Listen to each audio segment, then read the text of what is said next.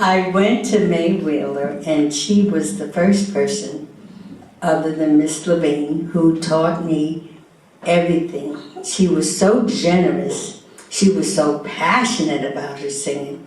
She taught me how to breathe. Now, ordinarily, it sounds simple, but it's not. I was breathing through my chest, and I couldn't internalize it enough to make my range go higher. So Miss May Wheeler taught me how to breathe. She took me everywhere with her. She took me to the college that I used to go to, and I was proud to sing in front of my fellow students. And she took me everywhere. She took me to nightclubs. She taught me how to scat, which I sang. And I remember especially one song, Bye Bye Blackbird. Aww. And it goes, pack up all my cares and woe, here I go singing low, bye bye blackbird. Where somebody waits for me, sugar's sweet, and so is he. Shoo-doo-doo-doo-doo-doo-doo, blackbird. And that was my first apprentice was Debbie Swanigan. She was a school teacher. She taught art at the Hannibal High School. And she was convinced how important it was to teach children storytelling. So she wanted to learn, and her background was much like mine. We both came from slave families, and she was willing to learn. And she taught her children how to tell stories. Debbie Swanigan and Vivian Hawkins and Samuel Williams were my second apprentice. Samuel Williams is a 12-year policeman on the Columbia Police Force, and he tells stories to troubled youth, and he has changed some lives. And then there's Vivian Hawkins. Vivian Hawkins was an extraordinary storyteller, an extraordinary apprentice. With Doreen Ambers and William Grimmett, do you take a little bit of a different approach with them in the apprenticeship? Am I remembering that correctly? Yeah, because I learned more than I taught. I wouldn't have known about the Colored Civilian Conservation Corps had not Mr. Jerry Grimmett been my apprentice. And he told me many stories. We would talk for hours. And he would go to the schools and tell stories after my apprenticeship with him. But Mr. Grimmett also was the builder of the Washington State Park Dining Hall. They didn't have the modern machinery that they have today.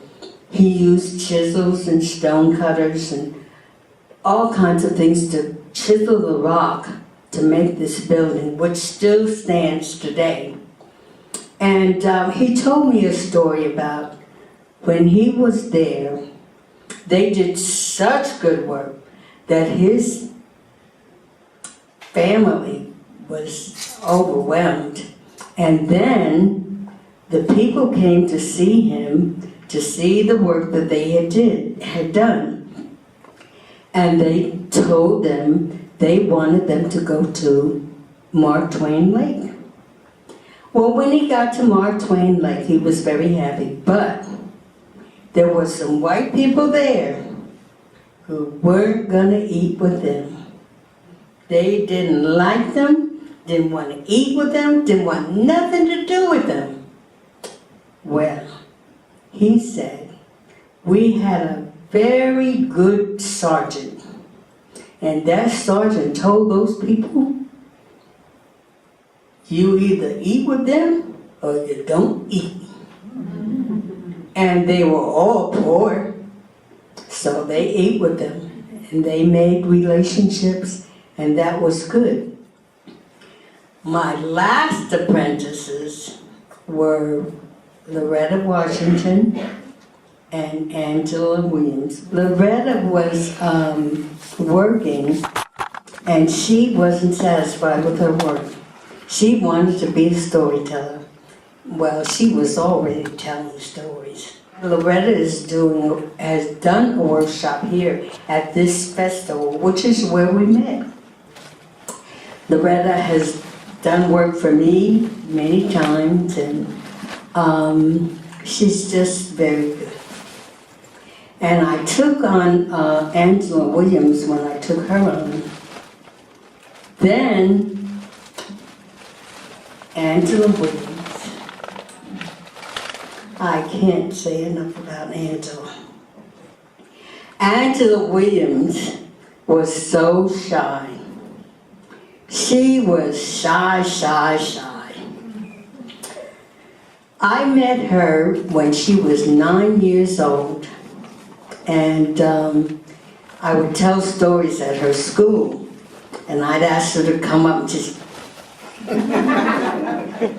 So later on, I heard her lip syncing at a Juneteenth festival. She was so good. And I asked her if she wanted to be my apprentice. And she said yes. Well, I thought that she was ready. But Angela was still very shy. We had to go in my dining room. She had to go in my dining room to record her story to apply for the apprenticeship program. And I had to close the door. That's how shy she was. But now, you can't get Angela to shut up.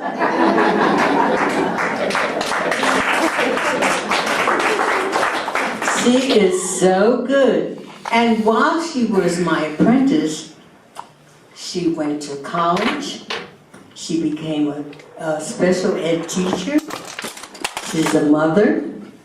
And she just told stories like nobody could. And she tells stories to her special ed people, and it helps them.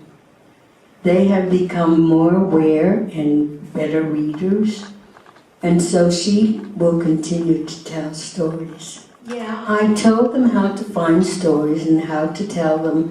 Well, I didn't actually tell them how to tell them. I let them tell me how they would tell them. And then I would say, well, maybe we want to try it this way. And they tried this way. And then they tried another way. And finally, they found their own voice. And that's what I like about storytelling. You find your own voice. We become the voice for people who don't have a voice. I'm so grateful for the apprenticeship program because it teaches people so much, and they become famous, some of them, and they go on to tell stories to others who will pass it down from generation to generation, and that is what I like. And we continue that tradition today. The stories, however, have changed somewhat. And that's good. There are digital stories and other kinds of stories that people tell. But I like those old stories, the kind my grandmother told me. She couldn't read, she couldn't write, she didn't know a noun from a pronoun, but she could make me behave. She knew those stories, but she told me a story about this little old lady who was walking down the street. And the little old lady saw this head, and the head had fallen off. And the head had fallen off because it had told a lie. And the little old lady went up and she said, "Is you a head?" But the head couldn't answer because it had fallen off because it had lied. And she told me that story when I had stolen something. So I tried to tell the truth after that. For at least 2 weeks. Because she told me that my head was already hard. And it wouldn't be long before it fell off if I didn't tell the truth. So I tried.